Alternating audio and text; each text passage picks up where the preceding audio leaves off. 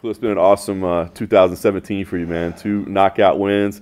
Give me an idea, man. What's the feeling been like? That just everything's clicking right now. Yeah, everything's finally clicking. After the Tyson Pedro fight, is where I had this huge epiphany. You know what I mean? Like, I trained hard, all these things, but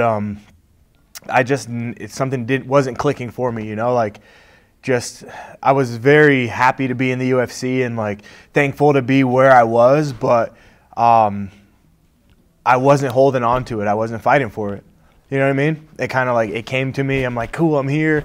You know, never expected to be here, and I lost. And even when I lost, I was still I was okay with it, right? But on the plane ride home is where it really clicked for me, you know. And I started looking around. I actually got an offer to fight Daniel Jolly the day after, the day I was leaving Australia. They called and they're like, "We'll give you one more shot." And that's where I was like, if they're gonna give me one more shot, then something's got to change. So I had some talks with my coaches, things like that. We had to sit down a few hours, and I realized hey man, if I'm gonna do this, then I gotta get committed. I gotta get competitive. It's funny because I remember talking to you in Australia after the loss, and you were like, "Oh well, just it's cool. I came to Australia. It's been a great experience." And I'm like, "Where's that fire? Where's that drive?" Very casual, man. And it was that competitive drive. I got this talent, I got this skill, I've got power, I've got all these things, but that hunger for competition is what was lacking in those 2 fights. And I've got 2 losses under my belt that I shouldn't have. I shouldn't have those losses, man. You know what I mean? Respect to Andrew Sanchez, respect to Tyson Pedro. They're great fighters. But me, I'm way better and way more competitive than I showed up in those 2 fights.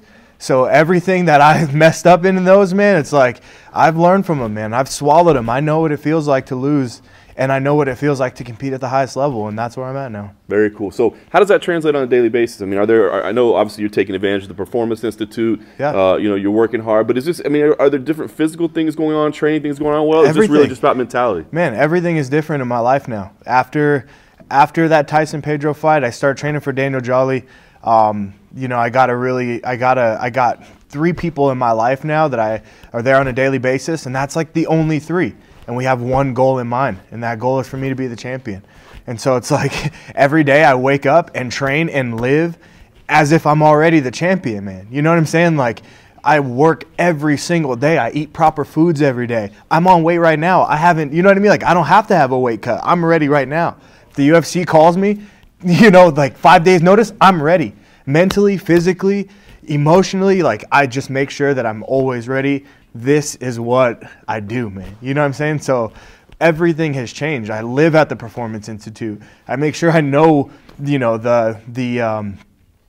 records that they're taking of us, and you know what I mean? All the research, everything that they do, I know it. I know how high am I jumping? How fast? What's my power today? Okay, cool. What's the increase from last week? I'm aware. I'm fully aware of the machine that I am, and that's a complete, that's the change, man. That's awesome, man. So it sounds like you're dialed in, you're focused. I wondered, it's supposed to have the fight with Gokhan Saki. Man, yeah. I think everybody was excited for that. Yeah. Oh, this is going to be amazing. Yeah. You lose that fight, and I wonder, what does the focus do at that point? Because we're talking about the holidays, we're talking about, sacrifices that you're making that I'm sure for a big-name opponent like that, you're fired up to do it, but a guy that's kind of a late replacement, kind of an unknown, did it test your resolve a little bit to think, oh, maybe I'll just back out? Maybe you know what, man? I'm going to be 100% honest with you. When I got that offer for the Gokhan Saki fight, no hesitation. I was like, yeah, I'll take it. You know what I mean? I'll take it. And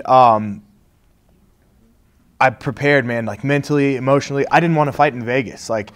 But because it was Gokhan Saki, because it was such a huge opportunity, I would have taken anything. So I accepted it. I started working on it.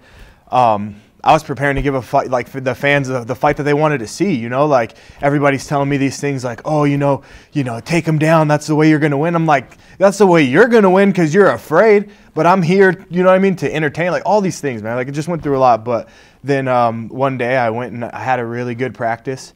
And John pulled me to the side and he's like, hey, man, Saki's out. And it crushed me. I was crushed.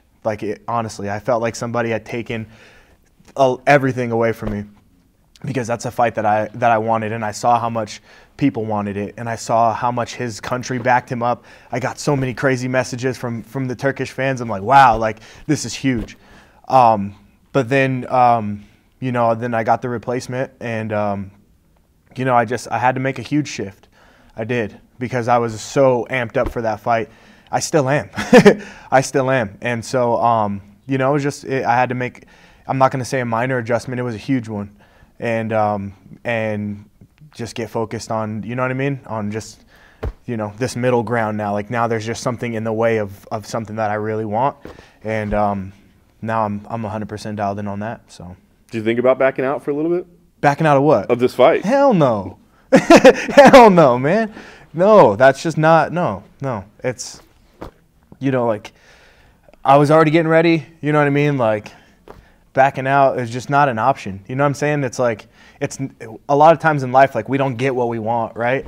But, like, for me to back out, it's just like, no, like, this, I train, you know what I'm saying? It's not the opponent that I've been working for, but it's another opponent, you know? Like, I got to do what I got to do. You seen Gokhan at the performances too? Every day. You guys think you'll do it again somewhere down the line? No, we will. We've had a face-to-face conversation, you know, about the whole thing.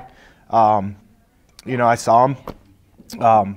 Obviously, respect to the guy, you know, like, he's not a slouch, you know what I'm saying? But also, like, not too many people know who I am, right? So it's like, everything that I hear is like, Gokhan's going to crush you, he's going to kill you. And I'm just like, I understand where that's coming from. Nobody knows who I am. Nobody has seen what I can do fully yet. So, you know, I talked to him. I told him I still want that fight. You know, like, I see that you're injured. I know that it takes some time. But whenever you are ready, like, I want that fight. Don't choose anybody else. Like, you know, I want it. So, yeah, man. Very nice. All right, well, you got this opponent at stake now. You got to take care of business first. As you said, it's kind of a hurdle in between. How do you see this thing going? I mean, is this a fight where you can go out and make a statement and maybe get people to know you, or is this just keeping that streak alive? I mean, how do you see this in your mind? You ask me, can I? Absolutely, I can. I can go in there and do whatever I want. You know what I mean? I can go in there, knock him out in the first round. I can go in there and take him to the third round. You know what I'm saying? So, you know, it really just depends on what I want to do. You know what I mean? Like, I'm in control, right? It's like, I'm in control of whatever I want to do. So, at the moment, you know, I can't just tell you, like, what I'm going to do because I'm not in the fight yet. I'm not in the cage yet. But one thing that I am aware of is I can do whatever the heck I want to do, man.